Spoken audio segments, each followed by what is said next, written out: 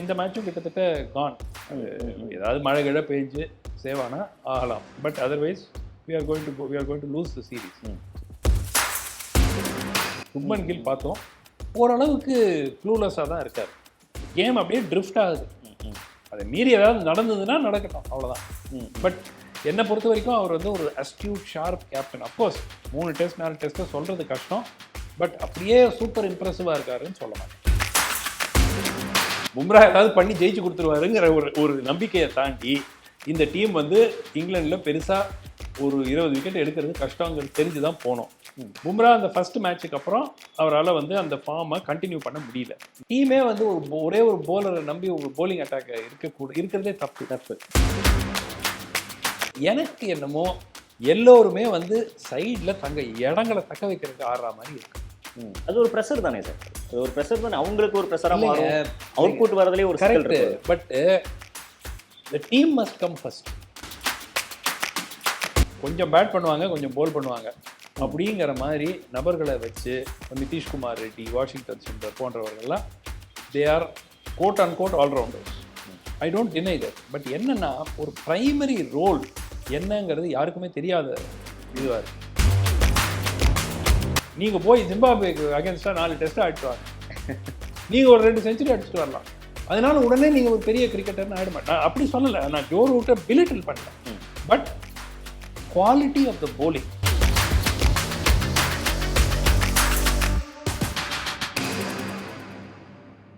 Cricket only நேயர்களுக்கு வணக்கம். இன்றைய சிறப்பு நேர்காணலில் நம்மோடு இணைந்திருக்கிறார் டாக்டர் சுமன் ஸ்ரீராமன் அவர்கள். சார் வணக்கம். வணக்கம் பிரதீப். 4th டெஸ்ட் மேட்ச் ஒரு மாதிரி பரபரப்பாக போயிட்டு இருக்கு. இதில் ஃபர்ஸ்ட் டிஸ்பியூட்டாக எழுந்திருக்கிறதே வந்து வாஷிங்டன் சுந்தருக்கு ஏன் அதிகப்படியான ஓவர் தரல, 69 ஓவர் தான் கொடுத்துருக்காங்க. இல்லை லாஸ்ட் மேட்சே செகண்ட் இன்னிங்ஸில் ஒரு 4 விக்கெட் எடுத்தார், அவரை சரியாக யூஸ் பண்ணல அப்படின்ற மாதிரி விமர்சனம் இருக்குது. நீங்கள் எப்படி பார்க்குறீங்க? இல்லை, எனக்கு ஃபர்ஸ்ட் ஆஃப் ஆல் இந்த டீம் செலெக்ஷனே எனக்கு புரியாத புதிராக இருக்குது. ஒரு ஸ்பின்னர்ஸுக்கு உங்களுக்கு இவ்வளோ ஓவராலாக நீங்கள் யூஸ் பண்ண போகிறீங்கன்னு ஒரு திட்டம் இருந்தால் ஏன் குல்தீப் யாதவ் எதுக்கு ட்ரிங்க்ஸை தூக்கிட்டு போகிறாரு? பாவம், எல்லா மேட்ச்லேயும் ஃபஸ்ட்டு மேட்ச்சு கரெக்டு, ஏன்னா ஃபஸ்ட் மேட்ச் வந்து கண்டிஷன்ஸு எல்லாம் சொன்னோம். அதுக்கப்புறம் 3வது டெஸ்ட்டுக்காவது குல்தீப் வருவாருன்னு பார்த்தா அவர் சுத்தமாக பிளான்லேயே இல்லை, ஃபிகரே ஆகலை. சரி, இப்போ என்ன ஆயிடுச்சுன்னா கொஞ்சம் பேட் பண்ணுவாங்க, கொஞ்சம் போல் பண்ணுவாங்க அப்படிங்கிற மாதிரி நபர்களை வச்சு நிதிஷ்குமார் ரெட்டி, வாஷிங்டன் சுந்தர் போன்றவர்கள்லாம் they are good and good all-rounders.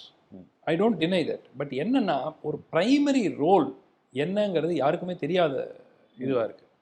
Main issue 2வது டாப் ஆர்டர் பேட்டிங். நீங்கள் ரெக்கார்ட்ஸ் ஆவரேஜ் எடுத்து பார்த்தீங்கன்னா எல்லாம் பின்னி எடுத்துருக்காங்க. கேஎல் ராகுல் 2 செஞ்சுரி, சுப்மன் கில் 3 செஞ்சுரி, எல்லாம் லிஸ்ட்டில் எல்லாமே இருக்குது. பட் நீங்கள் டீம் பர்ஃபார்மன்ஸ்னு பார்த்தீங்கன்னா டீம் பர்ஃபார்மன்ஸ் இந்த மேட்சும் கிட்டத்தட்ட கான். அது ஏதாவது மழை கிழ பெஞ்சு சேவானா ஆகலாம், but otherwise we are going to lose the series. அப்புறம் அது அன்ஷுல் காம்போஜை கூட்டு வந்தாங்க. அவர் எதுக்கு கொண்டு வந்தாங்க திடீர்னு? 130 தான் சார் போடுறாரு. இல்லை, அது செகண்டுங்க. எனக்கு first of all why was he the replacement? அதுவும் எனக்கு புரியாத விஷயமா இருக்குது. So plus clearly Shreyas Iyer should have been in the team. அதில் வந்து எனக்கு முதல் நாள்லேருந்து எனக்கு நான் சொல்கிறேன், ஏன்னா சொல்லிட்டு இருக்கீங்க முதல் ஆரம்பத்துலேருந்து, ஏன்னா he is one of the finest batsmen in India today. நீங்கள் வந்து அவர் ஒரு பொட்டியில் போட்டு அவர் ODI பேட்ஸ்மேன், அவர் T20 பேட்ஸ்மேன் ஆக்குறதுல சரி, உங்களுக்கு வேறு ஆளுங்க இதை விட சூப்பராக ஆடுற ஆளுங்க டெஸ்ட் கிரிக்கெட்டில் எங்களுக்கு இருக்காங்க. அப்போ அவர் ODIயும் T20 வட்டம் ஆடட்டோம்னா அது ஓகே. பட் ஆள் இல்லாத ஒரு பட்சத்தில் விராட் கோலி போயாச்சு, ரோஹித் சர்மா போயாச்சு. அப்போது ஓரளவுக்கு அனுபவத்துடன் ஓரளவுக்கு ஒரு ட்ராக் ரெக்கார்டோட இப்போ சமீப காலத்தில் கிரேட் ஃபார்மில் இருக்கக்கூடிய is also captaincy material. Shubman Gill பார்த்தோம், ஓரளவுக்கு க்ளூலெஸ்ஸாக தான் இருக்கார். இந்த கேம் அப்படியே ட்ரிஃப்ட் ஆகுது. அதை மீறி ஏதாவது நடந்ததுன்னா நடக்கட்டும், அவ்வளோதான். பட் என்னை பொறுத்த வரைக்கும் அவர் வந்து ஒரு astute sharp captain. Of course 3 test 4 டெஸ்ட்டை சொல்கிறது கஷ்டம், பட் அப்படியே சூப்பர் இம்ப்ரெசிவாக இருக்காருன்னு சொல்ல மாட்டேன். யூ திங்க் அபிமன்யு ஈஸ்வரனை யூஸ் பண்ணியிருக்கணும்னு நினைக்கிறீங்களா sir? Abhimanyu Eswaran is a little difficult question to answer. ஏன்னா இவங்க என்னன்னா முதல்ல கருண் நாயர், சாய் சுதர்ஷனுக்கு மாற்றி வாய்ப்பு கொடுத்தாங்க. ஸோ சாய் சுதர்ஷனுக்கு அந்த லெக் ஸ்டம்ப் வீக்னஸ் வந்து எப்படியாவது சார்ட் அவுட் பண்ணணும், ஏன்னா கண்டுபிடிச்சிட்டாங்க. அவர் வந்தாரே ஒரு 4 பேர் லெக் சைடில் போட்டு டவுன் த லெக் சைடு போடுறாங்க, ஷார்ட் பால் லெக் ஸ்டம்பில் போடுறாங்க. அவர் கம்பல்சிவாக ஒரு புல் பண்ணுறாரு. போன இதுலேயும் அப்படி தான் அவுட் ஆனார். இன்ஃபேக்ட் இந்த 61 he was dropped ஆல்சோ. 20ல் இருக்கும்போது விக்கெட் கீப்பர் ட்ராப் பண்ணார், அதுவும் லெக் சைடில். டெபு இன்னிங்ஸில் அவுட் ஆனது லெக் சைடில். So he will work on it. So he has to work on that. Karun Nair had good starts. எல்லா இன்னிங்ஸ்லையும் 30, 25, 38 அந்த மாதிரி அந்த ரேஞ்சுக்கு வந்துட்டு அதுக்கப்புறம் he threw it away. He couldn't convert it into a big இது. ஸோ இவங்க 2 பேருக்கே 4 டெஸ்ட்டு கொடுத்தாச்சு. இந்த செகண்ட் இன்னிங்ஸில் சாய் ஓரளவுக்கு பொசிஷனை தக்க வச்சுப்பாருன்னு நினைக்கிறேன். இல்லைன்னா கூட டெஃபினட்டாக 5th டெஸ்ட்டுக்கு அவருக்கு வாய்ப்பு கொடுக்கணும். இப்போ ரூட் பொறுத்த வரைக்கும் சச்சினுக்கு அடுத்தபடியான ஒரு லீடிங் ரன் ஸ்கோரரில் இருக்கார், பயங்கரமாக ஆடிட்டு இருக்காரு சார். அவருடைய பர்ஃபார்மன்ஸ் பொறுத்த வரைக்கும் ஒரு ஸ்டாண்டர்டாக அப்படியே ஆடிட்டே இருக்கிறாரு. இல்லைங்க, எனக்கு இது கிரேட் பிளேயர், அது டவுட்டே கிடையாது. பட் சச்சினுக்கு அடுத்த செகண்ட் கிரேட்டஸ்டான என்ன கேட்டாக்க ஒரு பாண்டிங் மாதிரி பிளேயர்ஸ் எல்லாம் அந்த லிஸ்ட்டில் இருக்கும்போது நான் ரூட் அவ்வளோ ஹையாக ரேட் பண்ணலை. ஏன்னா first of all but runs இருக்குல்ல சார், அவர் விளையாடுற அந்த ஜெனரேஷனுங்க. ஓகே, போலிங்கை பொறுத்து தானேங்க அவங்க ரன்ஸு. சி ஒரு ப்ரீவியஸ் ஜெனரேஷனில் இப்போ உதாரணத்துக்கு காவஸ்கர் எடுத்துக்கங்க. காவஸ்கர் ஹெல்மெட் இல்லாமல் இந்த guard, side pad, thigh pad, இந்த பேடு, அந்த பேடு எல்லாமே அவர் கிட்டத்தட்ட கேரியர் முடிக்கிற டைமில் தான் இந்த ஃபுல் ப்ரொடெக்ஷனே வந்துச்சு. அதெல்லாம் இல்லாமல் உலகத்தில் சம் ஆஃப் த மோஸ்ட் ஒரு பயங்கரமான ஃபாஸ்ட் பவுலர்ஸ் ஆடுறது. ஸோ அது ஒரு லில்லியோ, தாம்சனோ, மார்ஷலோ, ஹோல்டிங்கோ, ஆண்டி ராபர்ட்ஸோ, கார்னரோ, அதை வந்து நீங்கள் எப்படி ஜோ ரூட்டோட ஈக்குவேட் பண்ணுவீங்க நீங்கள்?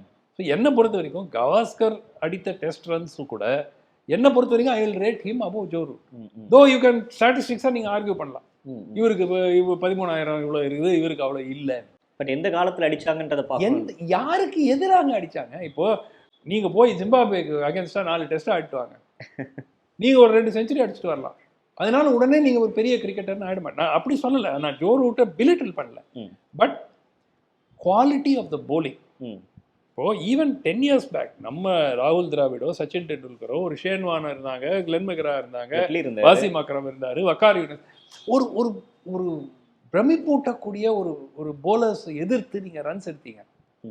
இப்போ வேர்ல்ட் கிரிக்கெட்டில், இன்டர்நேஷ்னல் கிரிக்கெட்டில் நீங்கள் பார்த்தீங்கன்னா அந்த லெவல் ஆஃப் போலிங் இன்னைக்கு கிடையாது. லாஸ்ட் ஒரு 5-6 வருஷமாகவே கிடையாது. சரி, எல்லாரும் ஏற்றுக்கிறது. இன்னொரு முக்கியமான விஷயம், இங்கிலாந்தை பொறுத்த வரைக்கும் அவங்க பேஸ்பால் அப்படின்ற அந்த ஒரு மோடில் தான் ஆட போகிறாங்க அப்படின்னு தெரிஞ்சும் இந்தியா அதை வந்து ஸ்டாப் பண்ணுற அளவுக்கான ஒரு பவுலிங் இல்லாமல் போயிட்டாங்களா? இப்போ ரொம்ப வீக்காக இருக்கிற மாதிரி தெரியுது சார் இந்தியாவோட பவுலிங் பொறுத்த வரைக்கும். இல்லைங்க, எப்போவுமே இது வீக்குன்னு தெரியும். பும்ரா ஏதாவது பண்ணி ஜெயிச்சு கொடுத்துருவாருங்கிற ஒரு நம்பிக்கையை தாண்டி இந்த டீம் வந்து இங்கிலாண்டில் பெருசாக ஒரு 20 விக்கெட் எடுக்கிறது கஷ்டங்கிறது தெரிஞ்சு தான் போனோம். பும்ரா அந்த ஃபர்ஸ்ட் மேட்சுக்கு அப்புறம் அவரால் வந்து அந்த ஃபார்மை கண்டினியூ பண்ண முடியல. பட் எப்படிங்க ஒரு ஒரு டீமே வந்து ஒரே ஒரு போலரை நம்பி ஒரு போலிங் அட்டாக் இருக்கிறதே தப்பு. ஸோ நீங்கள் இப்போ ஷார்துல் டாக்கூர், அன்ஷுல் காம்போஜ் என்ன இல்லை, நான் வந்து இவர்களெல்லாம் பெரிய பர்ஃபார்மன்ஸ், ஆனால் இந்த மேட்ச்சில் ஆடலைன்னு எப்பவுமே பர்ஃபார்ம் பண்ணாத நபர்களை கொண்டு போய் நீங்கள் டீமில் போட்டுட்டு அவங்க பர்ஃபார்ம் பண்ணலைன்னாக்கா என்ன பண்ண முடியும்? இந்தியாவோட ஃபீல்டிங், எஸ்பெஷலி இந்த கேட்ச் விட்டுறது, இது எல்லாமே ரொம்ப பெரிய தலைவலியாக மாறி இருக்காரு சார். நிச்சயமாங்க. ஃபர்ஸ்ட் ஆஃப் ஆல் அந்த மேட்ச்சில் நீங்கள் பார்த்தீங்க யசஸ்வி ஜெய்ஸ்வால் விட்ட கேட்சஸ் ப்ரீவியஸ் மேட்ச் எல்லாம். ஸோ என்னென்னா உங்களுக்கு fielding not up to the mark that one is expecting. ரெண்டாவது எனக்கு என்னமோ எல்லோருமே வந்து சைடில் தங்க இடங்களை தக்க வைக்கிறதுக்கு ஆடுற மாதிரி இருக்கு. அது ஒரு ப்ரெஷர் தானே சார், அது ஒரு ப்ரெஷர் தானே, அவங்களுக்கு ஒரு ப்ரெஷராக மாறும், அவுட்புட் வரதுலேயே ஒரு correct. But the team must come first. நான் 30 ரன் அடித்தா கூட டீமை ஜெயிக்க வச்சுட்டேன்னா அதுதான் பெருசு, நான் 50 அடிக்கிறத விட. கரெக்ட். பட் இப்போ எனக்கு என்னன்னா எல்லோருமே ப்ரைமரியாக நான் வந்து என் பொசிஷனை சேவ் பண்ணிக்கிறேன், அவ்வளோதான். டீம் ஜெயிக்குது தோக்குது அதை பற்றி அப்புறம் பார்த்துக்கலாம். இப்போ கில் வெர்சஸ் பென் ஸ்டோக்ஸ் எப்படி சார் பார்க்குறீங்க? அவங்க கேப்டன்சியை எப்படி பார்க்குறீங்க? Ben Stokes is different league because of the experience. Ben Stokes maximum இன்னும் 2 வருஷம் ஆட போகிறார். கில் இப்போ தான் 25, இன்னும் 10 வருஷம் இருக்குது அவருக்கு, குறைஞ்சது 10 வருஷம் இருக்குது. So not fair to compare Ben Stokes with Gill. பட் என்னன்னா அவருக்கு அந்த அக்ரெசிவ் ஃப்ளேர், தோத்தாலும் அக்ரெஷன், அது வந்து அதுதான் இந்த பேஸ்பாலினுடைய ஒரு நடுவில் அதுதான் கிண்டல் பண்ணிட்டு இருந்தாங்க. 2 நாள் ஸ்லோவாக ஆடும்போது பேஸ்பால்லாம் என்ன ஆச்சு அப்படின்னு கிண்டல் பண்ணிட்டு இருந்தாங்க. But my feeling is it has broad, ஆக்சுவலாக இது வந்து பேஸ்பால் கான்செப்ட் ஆஸ்திரேலியா முன்னாடி கொண்டு வந்தாங்க. இந்த ஹேடன் லேங்கர் அந்த பாண்டிங் அந்த ஈரால வரும்போது மார்க்வா they brought a concept of scoring 300+ runs every day. முன்னாடியெல்லாம் டெஸ்ட் கிரிக்கெட்டில் 300 ரன்ஸ் வரதே வந்து ஒரு நாளைக்கு வந்தால் பெரிய விஷயம். இன்னைக்கு 300 வரலைன்னா பெரிய விஷயம். அந்த அந்த டிரான்சிஷன் கொண்டு வந்தது அந்த ஆஸ்திரேலியன் டீம். அதுக்கப்புறம் தான் அவங்க, அதனால தான் என்ன ஆச்சு, அவங்க வந்து என்ன விக்கெட்ஸ் லூஸ் பண்ணால் கூட அவங்க வந்து ஒரு ஸ்கோர் வந்து ஒரு ஹெல்த்தியாக வந்துடும். And they will always have time to bowl the other team out.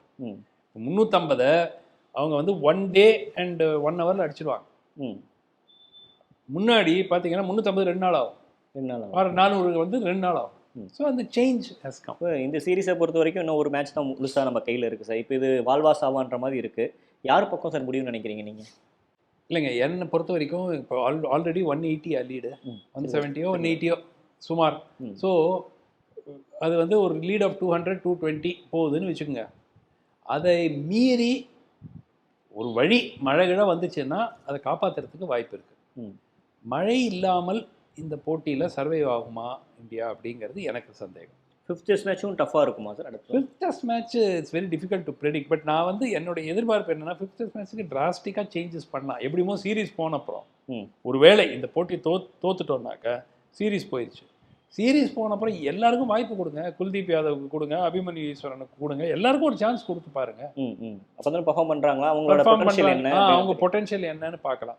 But எனக்கு என்னமோ இது ஒரு ஹாப்பி டீம் மாதிரி தோணலை. ஓகே, சம்டைம்ஸ் நீங்கள் பார்த்தாலே ஒரு டீமை வந்து அந்த வைபை பார்த்தாலே ஒரு தெரியும்.